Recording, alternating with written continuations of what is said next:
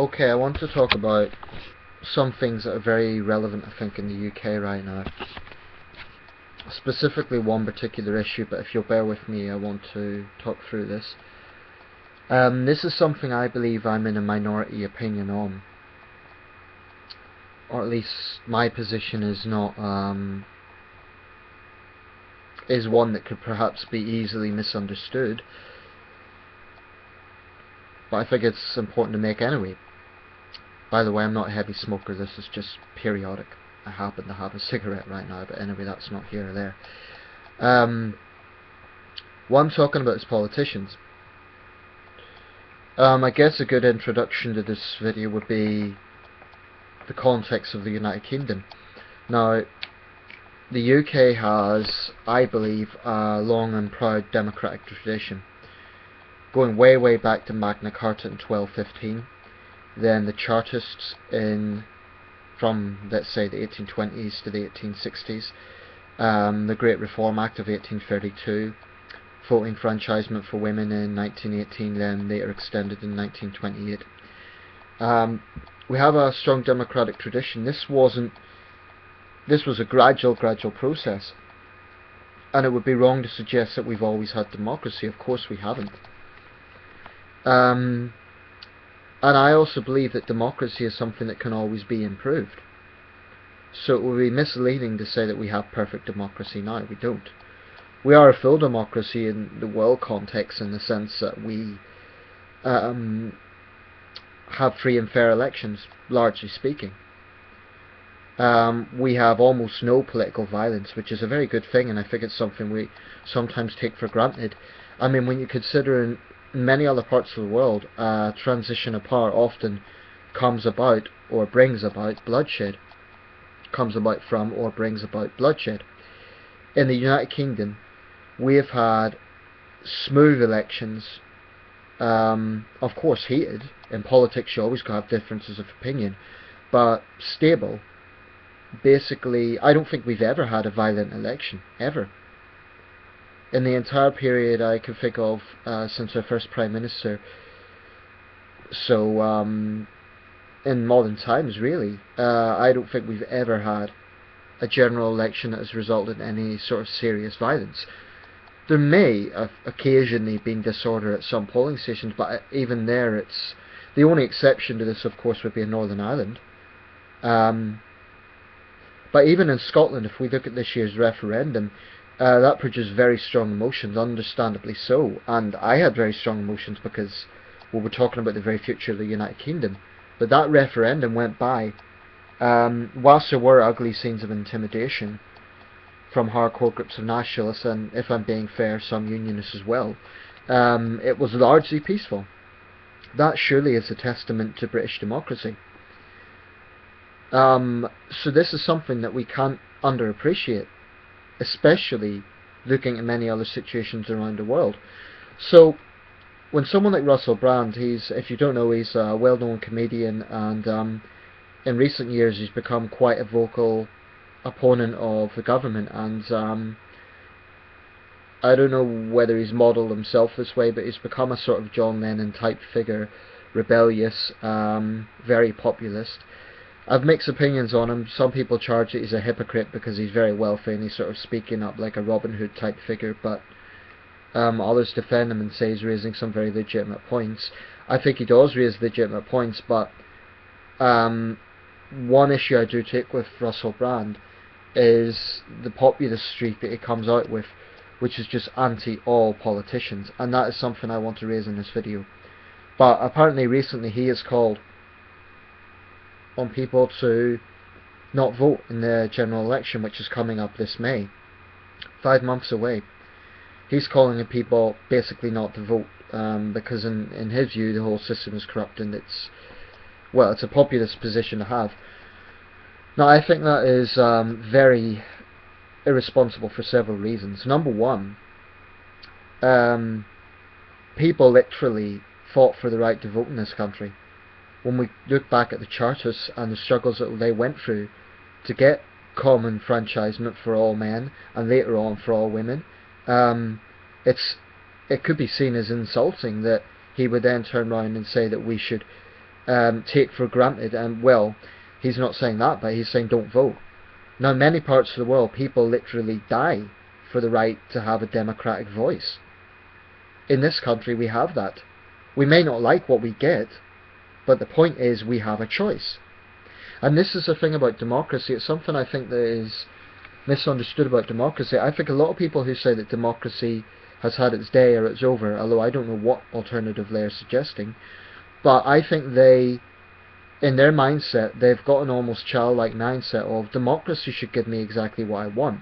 Actually, democracy has never, ever been about getting exactly what you want. Democracy is about choice, it's about freedom of expression, and it's about rule of the people. Now, there's many areas that I'm sure could be pointed out that where these principles are flawed, but that doesn't mean we should disregard what we do have. And I really have a problem with this sort of populism that attacks democracy and says that we're not a democracy. We are a democracy, we just happen to be a flawed democracy. But really, when you look at some parts of the world, I find it rather insulting actually when people claim that we're not a democracy. What they're really saying is it isn't the way I want it exactly. But actually the public has responsibility as well, and we have to accept as voters that it will not always be the case that we will always get exactly the person we want in power. The point is we have a choice. For example, there's many areas about the Conservative Party I despise, I hate, in terms of their thinking. But I accept that in 2010 they had the largest mandate, because a lot of people, a lot of my fellow countrymen and women, put trust in them. I respect their choice. I don't agree with it, but I respect it. So democracy is not, and never has been, about getting exactly what you want. I think there are healthy arguments to be made against a two-party system, and I know this is a very vocal issue in the United States right now, whereby you have the Republicans and Democrats who basically dominate the presidency. With the exception of the Know-Nothings and the Federalists in the early years, every American president has either been a Republican or a Democrat. In the UK we're slightly more diverse in that I guess you could call it a three-party system. Three political factions, let's say, because they've had different forms over the years, have dominated British politics: Conservatives, Liberals and Labour. And all of our Prime Ministers, with one or two exceptions, have been from those factions. I say one or two exceptions. For example, there was the Earl of Aberdeen in the 1850s who called himself a Peelite. And there were different factions, but overall those parties dominate.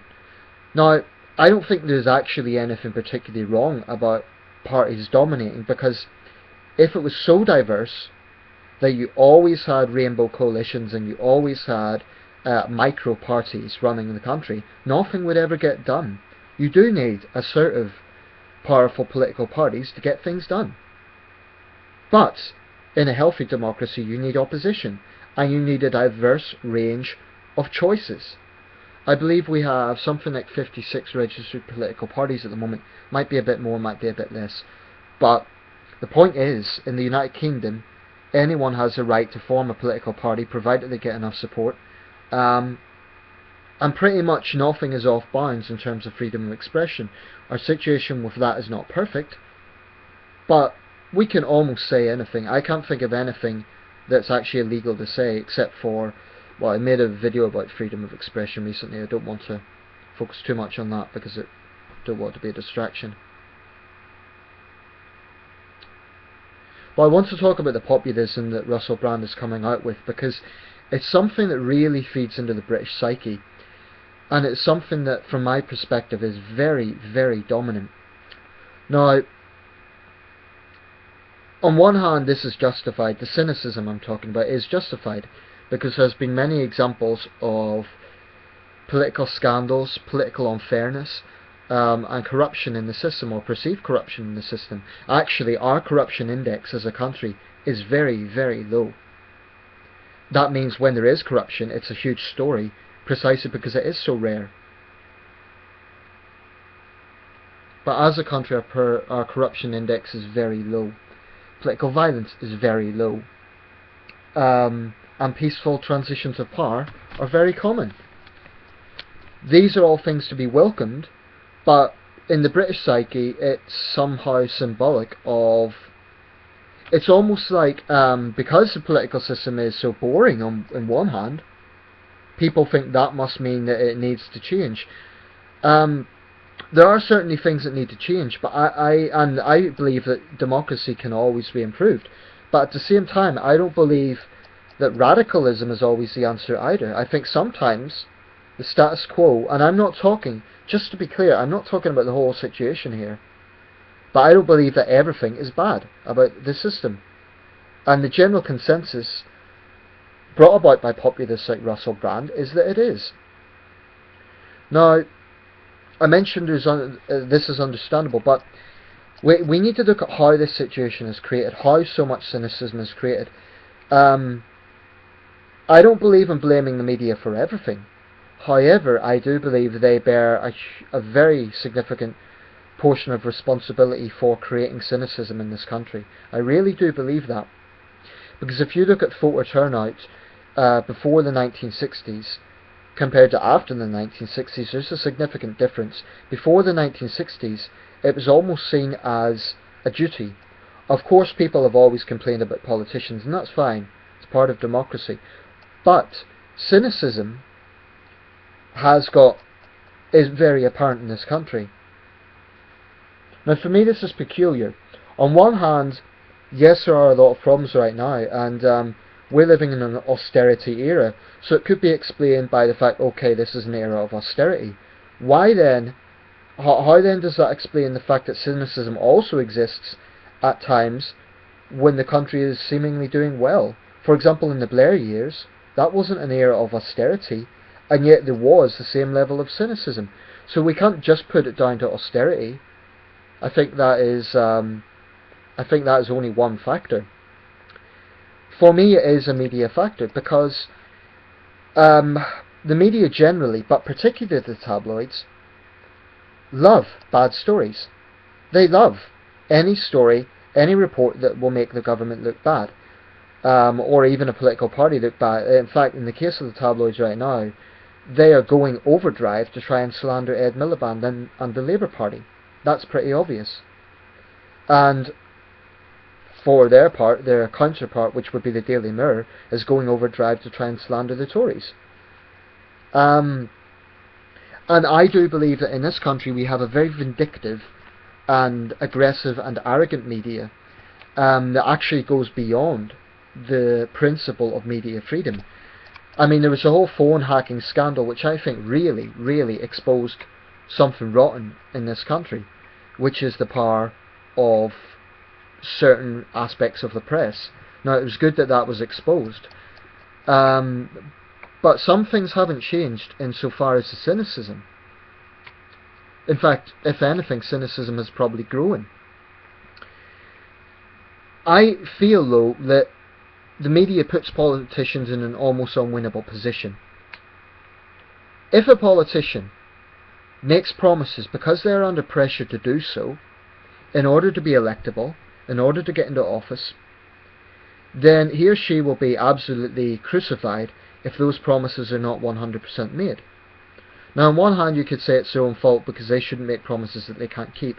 A classic example of this would be Nick Clegg and tuition fees. So yes, on one hand, it is their own fault. However, the media puts them into a position, and I do believe this, whereby they have to make promises. Otherwise, they're seen as unelectable or uninspiring. So it's putting politicians in a very difficult position. And we're also living in a soundbite era, a 24-hour news cycle era, whereby politicians have to make instant statements, instant inspiring statements. Politicians before the 1960s had the luxury of not having to always answer reporters on the spot. They still had a certain level of accountability, but nowhere near today, except I would argue it goes beyond accountability to actually shackling these people into a position where they can't actually perform the job that efficiently because they are constantly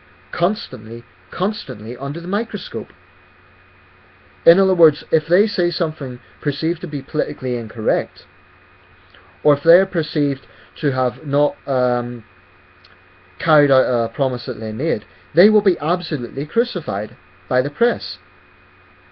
But one aspect that is ignored is that in politics, like anything in life, you can't always get your own way. Say, for example, you have a person from Party B gets elected. Even this doesn't even have to be Westminster level, it could be local council level. Someone from Party B gets elected and they happen to be in a minority in a council that is run by Party A. Say, for example, there's 32 councillors and they might find they're the only person from Party B. Now let's say they got elected because they saw a particular problem in the community. They wanted to get onto the council in order to address the problem. But what if they then try to address the problem, but they find themselves constantly shouted down by Party A, because Party A is a majority? The wider public isn't going to be sympathetic to that. They'll just say, oh, you got elected, you should solve our problems. Now, of course, the person of Party B knew the risks. He or she knew what they were getting into, so there is that aspect. Politicians have the responsibility of knowing what is involved. No one's forcing them to do it. So there is that choice factor. However, I also believe that there is a problem from the British public expecting politicians to do everything. And this is something I found really difficult to argue, because immediately the response would be, oh, like you're just a stooge of the system, or you're ignorant, or you don't realise people suffering. Or even one criticism might be that I'm against democratic principles of criticising those in power. Absolutely not. I think it is very healthy to be able to criticise those in power. And I am certainly no shrinking violet when it comes to criticising policies. But one thing I do find hard to accept is when people make sweeping statements. For example, oh, they're all in it for money. Well, let's just tackle that one for a start. The salary of an MP, I mean a standard MP, not a minister, is £67,000. Now, I think that's a very healthy amount. I don't think there's anything wrong with that. I don't think that is a low salary. I think it's a very comfortable amount. However, the general consensus that the public seem to have is that all politicians are filthy rich. Now, 67,000 is a very healthy amount.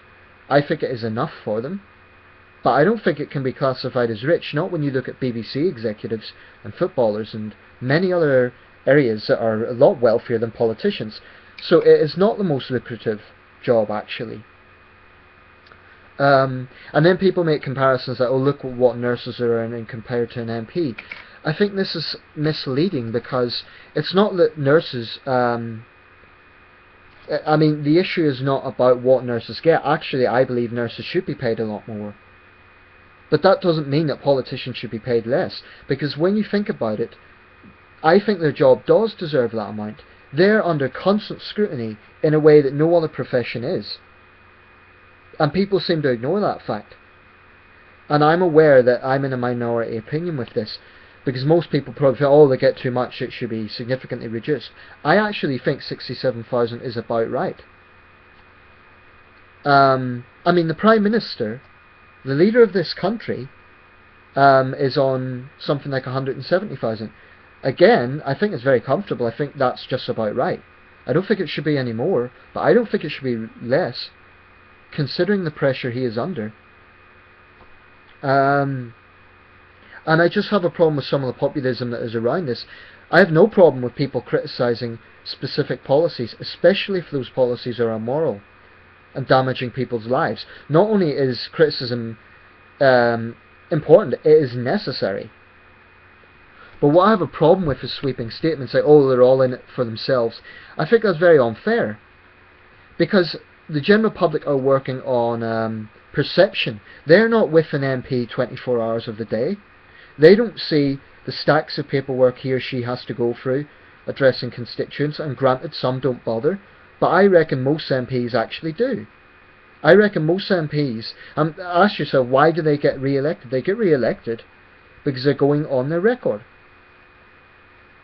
so they've earned the right to be re-elected. One problem I have is with this constant cynicism, what we're actually going to do as a nation is put off future generations of parliamentarians. Because this is a job, this is a profession that is constantly slandered and constantly put under the microscope in a way that very few other jobs are. Even something like the police, which very often gets criticism, they aren't individually under the same level of scrutiny as elected politicians are. And it's very easy for smug tabloid editors to mock those in power, but unlike politicians, they are not elected. They can hide behind their editor's desk. MPs have to answer to journalists and to the public. I just think that whilst it is important that we do have free speech in this country, I don't think there is anything healthy about constantly slandering and running down those in power. And this is nothing to do with Tory, Liberal or Labour. It's nothing to do with specific policies. That, I think, is entirely legitimate. I'm talking generally here. I just think it's very unfortunate, and I am well aware if I was to say that, people would ridicule me. They would say I'm an idiot or whatever. But I thoroughly believe this, that you cannot inspire future parliamentarians so long as every generation up to now is constantly slandered. I honestly believe the majority of people involved in politics go into politics because they see problems in society and they want to do something about it. And yes, as Disraeli said, it's a greasy pole. There is corruption in politics. Power almost inevitably corrupts. Yes, there is arrogance. And yes, there are probably MPs out there who take their power for granted and take the votes for granted. But I also believe the British public take our situation for granted. I'm going to have to leave it here quite soon because I've talked for a long time and I don't know if the bandwidth will last this long. But what I want to see is just less cynicism in this country, because sometimes politicians are put in a no-win situation. Take, for example, the floods in the south of England last year. Politicians were widely ridiculed for turning up. But ask yourself, what would the response have been if they weren't there? The locals, angry at the damage that was being caused, they would have said, oh, why is there no politicians here? I guarantee you that is the response that would have occurred. So what we see is politicians are damned if they do and damned if they don't. And I just think it's very unfortunate, because I genuinely do think that most of those involved in politics are there with the right intentions. Doesn't mean that the policies are always justified. It doesn't mean that there isn't corruption. But you know what? They're human beings. Get any group of people, and I guarantee you, you can pick out many, many flaws. It's just that politicians, their decisions affect millions of lives. So that's why they're under constant scrutiny. But I think for the pressure that they face, and the constant scrutiny that they are under, I think the salary is justified. I don't think it should be less. I don't think it should be more, but I don't think it should be less either. I'm going to have to leave it there, but feel free to share any thoughts you have. But I just wish the British public would stop constantly whinging and expecting politicians to do everything, and absolutely mercilessly crucifying them if they fall short of very rigid expectations. Because people need to know how the political process works, and in the political process, MPs and councillors cannot always get exactly what they want for their constituents. They can try their level best, but they have to go up against, in a dictatorship, it could be argued things get done because those in power just dictate and it gets done. But of course we all know why such a system is so controversial. That goes without saying. I'd better leave it there because this is almost 25 minutes and I'd be skeptical of this whole video uploads. I hope it does. Please let me know your thoughts. But do take into account everything I've raised in this video, because I think a lot of these issues are ignored.